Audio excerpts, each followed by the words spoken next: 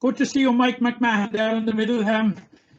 Mike, you know, this is the second appearance of Newcastle West in the final.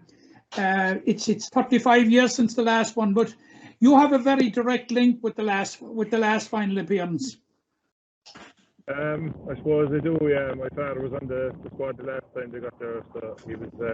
I think he was no news so one today, so there's a bit of a link there, right? I think Ian was regarding me there that I attended the last final as well, but I wasn't there at all. I was at home drinking a bottle at that stage. I'm not that old, but yeah, there's a bit of a link there, right? So there's a couple of more lads as well, I suppose.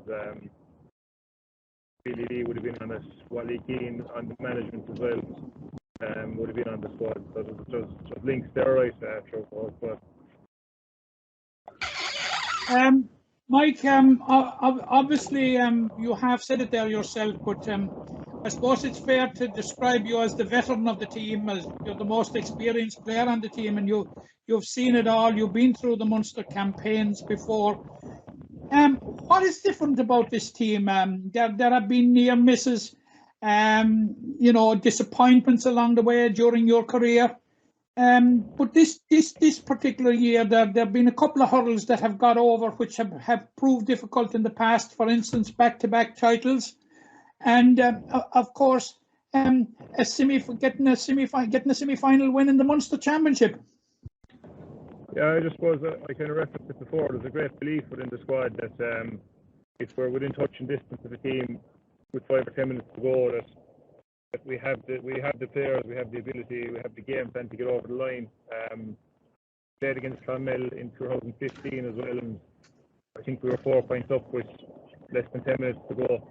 And I suppose the finish line was in sight, and we got a touch of white line fever. We started to panic a bit, and we conceded a couple of scores in the trot, and I suppose we kind of let it happen rather than, I don't know, someone get injured or someone slow the game down or something. We conceded 6 points in a row.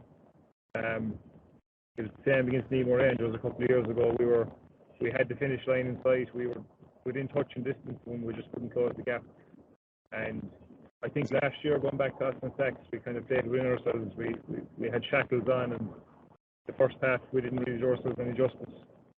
We went out the second half, and even though we were chasing the game and we kind of nothing to lose, I think we played a small bit better in the second half, and we kind of discussed it this year that if we were going out playing against, it doesn't matter who we're playing against, we're as good as anyone in the competition. And if we play with, I suppose, kind of defensive abandon and such a no fear about us, that we'd be far better served than going out trying to, I suppose we weren't going out trying to win the game rather than just going out competing in it. So we just kind of made an agreement with ourselves that we go at it this year, and wherever we wound up, we wound up.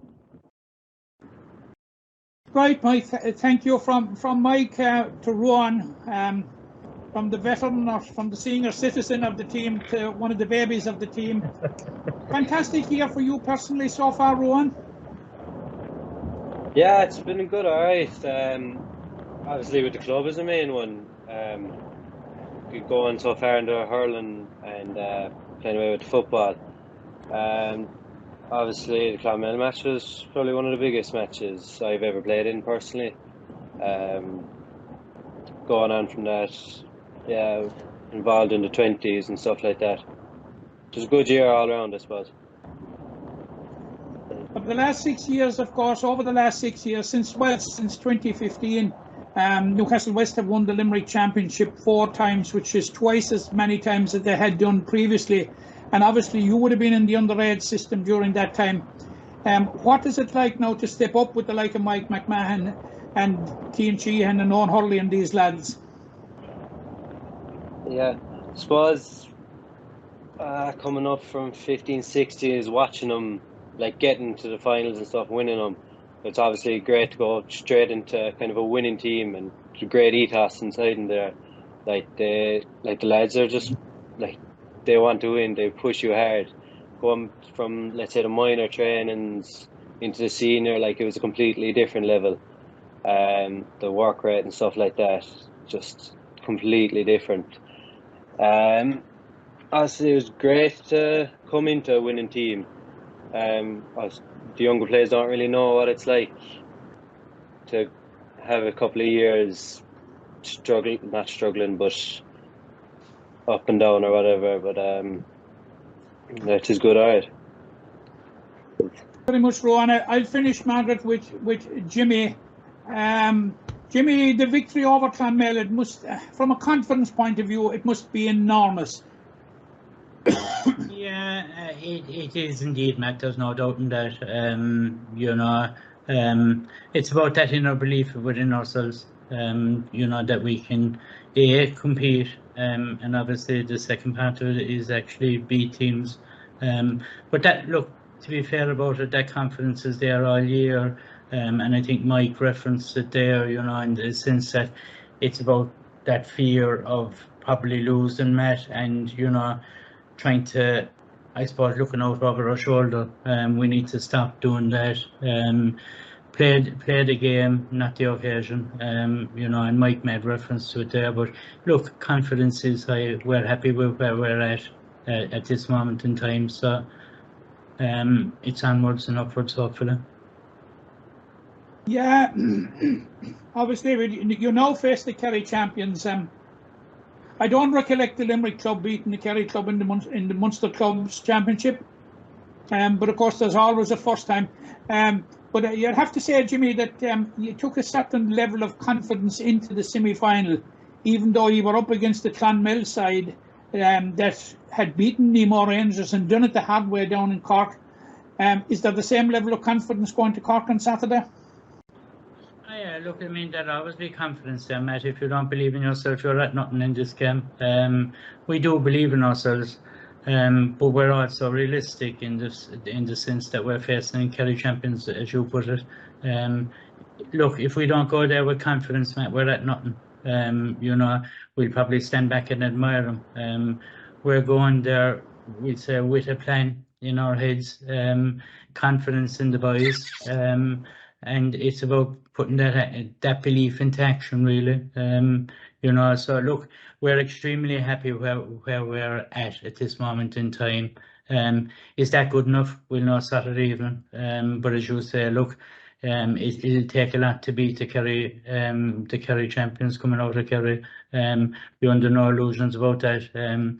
We will win as underdogs. And that's just being realistic with where it's at. Thank you very much, Jimmy. The best of luck to you all, lads. That's it from me, Margaret. Cheers, Thanks, Matt. I'm going to ask Jack Neville, maybe next, Jack, if you don't mind going next and asking whichever one the players or management team that you want the questions you have, okay? Yeah, thanks, Margaret. Iain, I'll start with you there. Just mentioned or touched on Ruadhan's point there about they're not really used to losing. I suppose when you come into the team, that would have been the overall goal for Newcastle. Like, how, I suppose, satisfying is to see the team where it is now. Yeah, we'd have been similar enough to the boys. We came onto the team on the back of a very successful underage team where we'd won a lot. And I suppose it's not always transpired to success. The first year I played senior, we were in a relegation final that we just about stayed up. And then we went straight into back-to-back county finals, but unfortunately losing them both. And I suppose we went into a bit of a lull maybe for a year or two.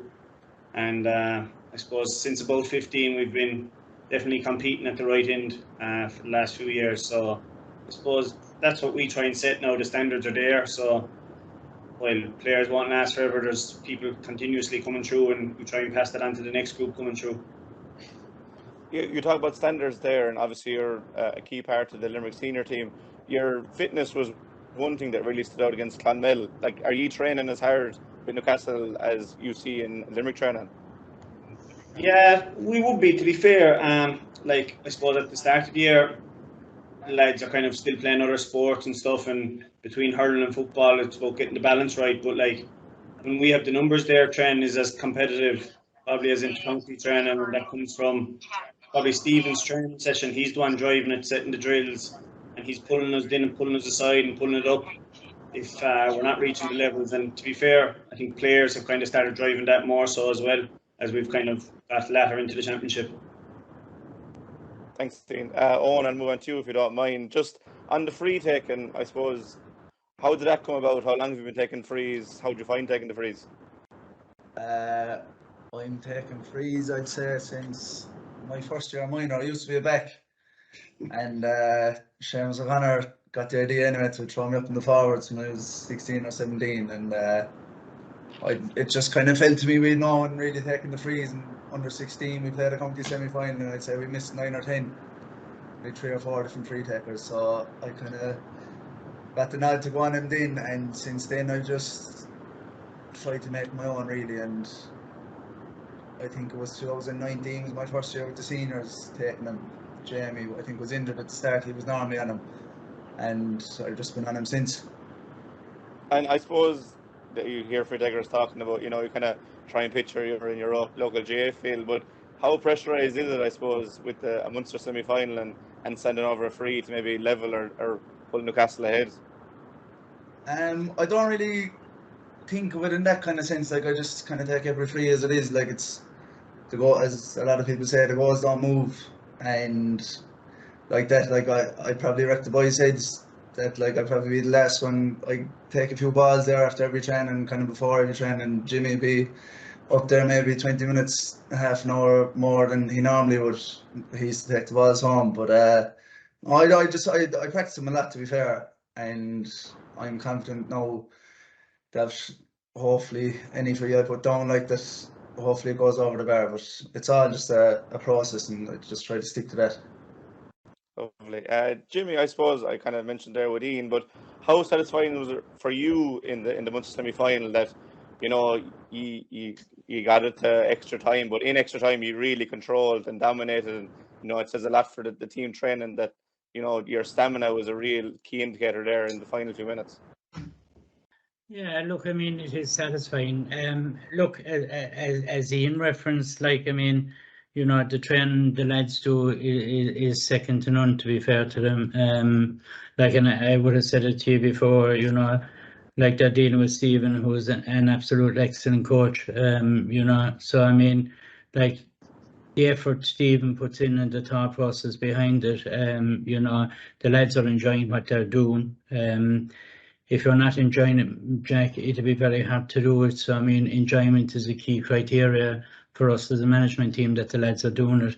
And sure, look, they're enjoying every moment of it. And when you get to situations where you're in extra time, we did it in the county final, we did it again in the semi-final.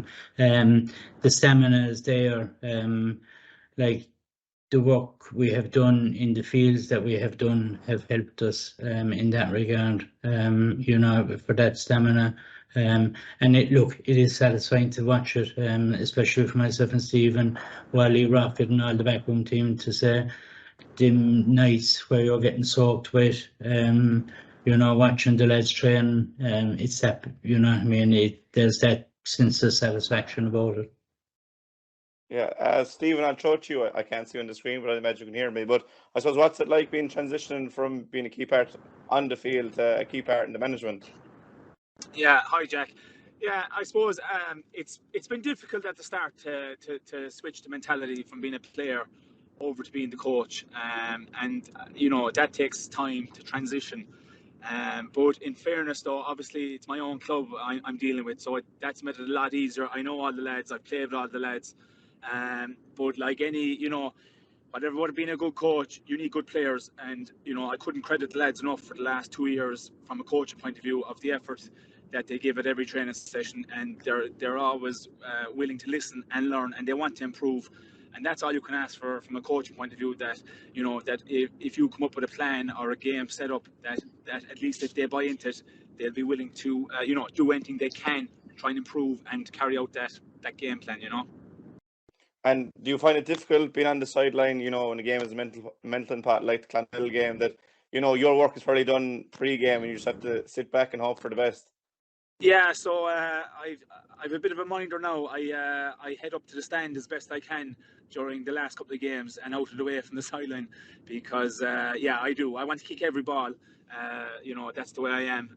So I try and detach myself now, get up into the stand, get a better bird's eye view of it, And I feel that maybe up there I'm away from the heat of it, and also I can get a better understanding of what I'm actually looking at from a height. So it's overall it's suiting me personally better to be up in the stand, and it's probably suiting the team better, being honest. So happy enough there. Lovely. Thanks, Stephen. Thanks, lads. Best of luck to weekend. I'll throw it back to you there, Margaret. Thanks, Jack. Thanks, Jack. Eoin Cormacan from the Irish Examiner, if you want to pick up next on. Thanks, Margaret. Iain, if I start with you, do you think there's a correlation between Limerick improving on the inter-county scene and a Limerick club getting to a first Munster club final in, 14 years? I don't know, really. It's hard to say, I suppose. Like, it's two relatively, completely different teams, really. But I suppose there is some correlation. The last time Limerick club team were there would have been 2008 when Drum won it, and that was a highly competitive Limerick team that would have been competing for Munster Championships in and around then. So it probably does, like, I suppose, with inter-county players, if they're playing at a higher level and competing against the Corks, the Kerrys in Munster, that's gone back to the club, and I suppose the inter-county players then are driving those standards at club level. Jimmy, if I kind of throw the same question to you, do you think there's a trickle-down effect where if Limerick club players see the inter-county players holding their own against other counties, that gives them more confidence when they step out onto the province? Well, I suppose there is, to be fair about Ron. Like, if you go into the club championship, you can see about possibly, like, there's a big improvement in it, so you're raising the bar all the time, and the standard is coming up. And look, I suppose that's a direct correlation in that sense, because the standard within the club championship is improving. Like, if you were to look at the semi-finalists, any one of the four could have easily won it. There was only kick of a ball between each of the games, and that competitiveness is there. Which drives, obviously, us to succeed, drives us up to a higher level, So I suppose there is, in that sense, it probably gives Ray Dempsey, the new manager, a thought process and who he wants to look at and who he doesn't. But yeah, look, it should lift all standards. We should be hoping for it, yeah. And obviously, you said there earlier. Sorry, go on. The boys bringing back stuff from the Limerick setup, it helps as well. Sorry. And when you say bringing back stuff, what are you getting at there? Methods and ways of doing things, nutrition, S&C work, all that stuff. You'd have that conversation when you'll be training, and lads will be learning from each other. Okay, you said there earlier, Jimmy, players were looking over their shoulder maybe in the past, and they're not doing so now. Why do you think that is, or what's brought about that change? I suppose a lot of it is around themselves and talking about it. Identifying why we were, I suppose, struggling in some senses. To get, I suppose, ahead of teams this fear of losing, you could constantly have that on your shoulder and be looking out over your shoulder. But I suppose what we want to do is try and look forward, and leave what's behind you in the past, you know what I mean? Okay. Do you need to impress upon your players, or does it go without saying that you have to take the opportunity in front of you here, because as I said, it's 14 years since there's been a Limerick club in a Munster final. You don't know when you'll get back. So do you need to state that with the players, this week and last week, or does it goes without saying? I don't want to be fair about it. Look, Stephen made reference to it. The players drive a lot of this themselves. They would have, leading up to the semi-final, they drove it. Myself and Stephen were inside in the car just driving it. In terms of they actually push it on. They had the discussions among themselves in between drills and stuff like that. Led by most of the players that are on here, which are on. So I mean, it is player led. There is no doubt in that. They're an amazing bunch of young lads. That are driven to succeed. Perfect. Thanks, Jimmy. Margaret, I'm okay for the second. Thanks. Thanks, Eoin. That's great. Thanks a million, Eoin. And Michael Clifford from the Irish Daily Mail, if you have something you want to give to any of the lads or ask any of the lads, Michael, please feel free to do so. Cheers, Margaret. Ian, I might start with you. It's obviously a second Munster final between Limerick and Kerry this year. I mean, it goes without saying there's a very different vibe about this one. I mean, do you think, particularly with the county, when you play Kerry, that there's a very strong sense of, I suppose, of tradition bearing, the kind of tradition Kerry have kind of weighs down heavy on Limerick?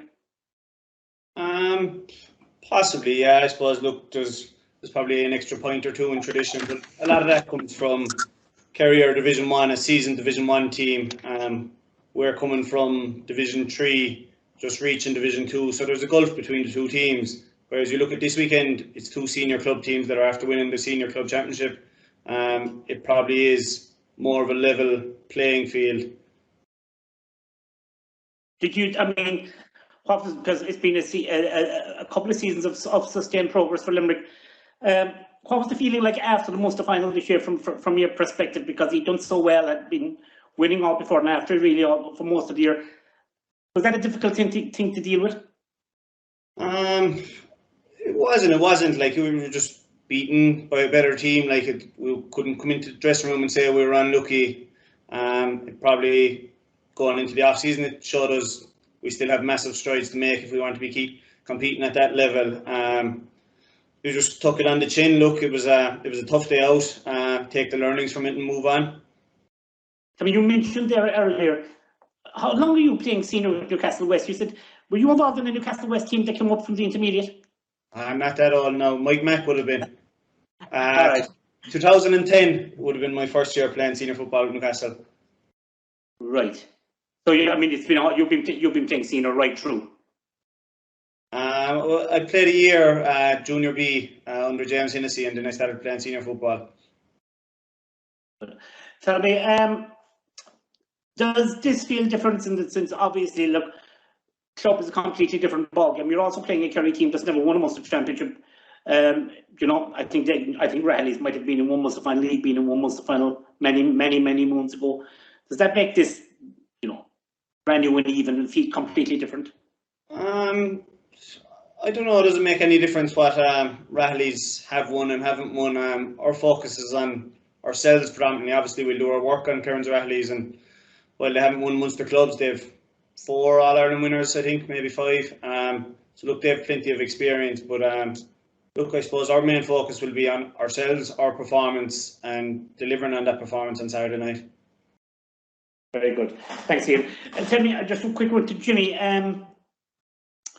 Jimmy, I'll display my lack of ignorance here, but I presume with the Lees and Newcastle West, are you related to Billy? I'm his brother. I was thinking as much. Just while you're on, Michael, that's his sister there. That's the chairperson. Oh. In case you're wondering. Well, no one can't accuse you. No one can't accuse you of not being a family club. No, definitely not. I mean, Jimmy, you have a good grasp of Newcastle's history, and I know it's in modern times. Obviously, from 2015 onwards, it's been at the top. I mean, what do you put that down to? Obviously, it's underage and a group coming together. But was there a pivotal moment where Newcastle West kind of found themselves and found that kind of momentum? I don't think so, Michael. There's a lot of work going on in the club. You'd have a lot of, we'd say down through the years, players going back and in training underage, and that structure is there. There's a solid board and enough structure within the club. You have a lot of players going down, senior players at the moment that would go down and do the odd session with the younger lads and stuff like that. So that's in place. There's a lot of good foundation stones within the club. Obviously, it's like every other club, there's areas we could improve on, and that the club executive are focused on, and previous executives would have been focused on. So look, I suppose just to sum it up, there is a lot of good work going on, Micheál. But look, every club will tell you that it's success on the field that will kind of show you whether you're going right or wrong. Like in football, in terms we've won the county the last 2 years. Hurling terms, we've reached the semi-final of the Premier Intermediate the last two years. But the objectives would be still the same. It's a dual club, and it would be to get up to senior status in both of them, and that would be the driving factor. Look, and it's like everything, if you don't have the players and that drive themselves, that's the important piece as well. You know, you can be, as managers and coaches, you can be at anything, but if you don't have the players to drive themselves and have the interest in it, you have nothing. But you're very much in West Limerick, you know, with Abbeyfield down the road and proximity to the Kerry border. You're all been seen as a footballing heartland in Limerick, it would be fair to say. What does this mean? I mean, what does this mean playing in a Munster final? I know you did it back in 1987, but it's probably a far bigger competition or a more visible competition than it was then. Look, it is. To be honest with you, Micheál, we really haven't looked at it that way. We're taking it as another game. We haven't got into the detail. It's this, that, and the other thing. It's another game on the championship journey, and that's the way we're going to approach it. You know, no different than we've approached every other championship game this year.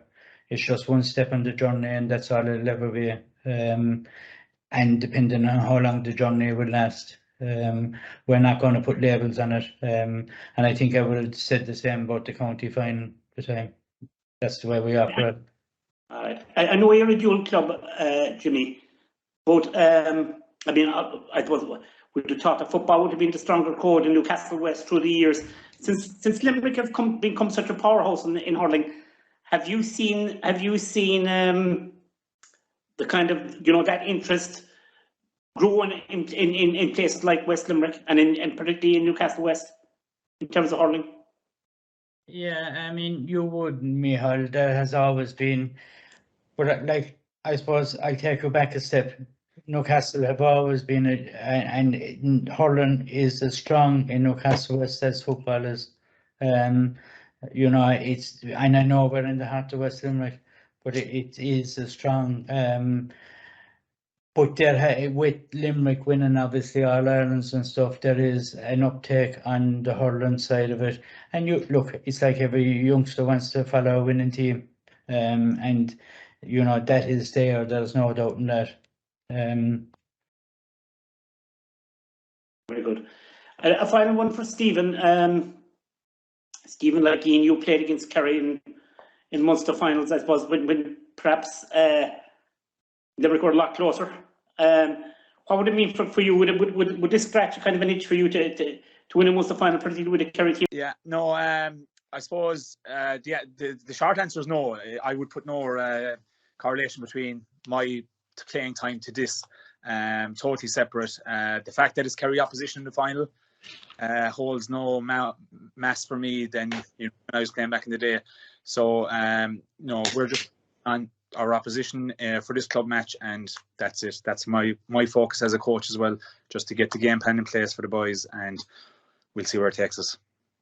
In that sense, Stephen, the club game is the ultimate democracy, really. There is no, you know, you're not a prisoner to the past in it. No, and I mean, it was, you know, nearly 20 odd years ago at this stage, like when I was playing, you know, with Limerick and stuff. So no, it's about living in the present and looking forward to the future, because there's no point in having looking back and regrets or anything like that. You know, we're just looking now to next Saturday night.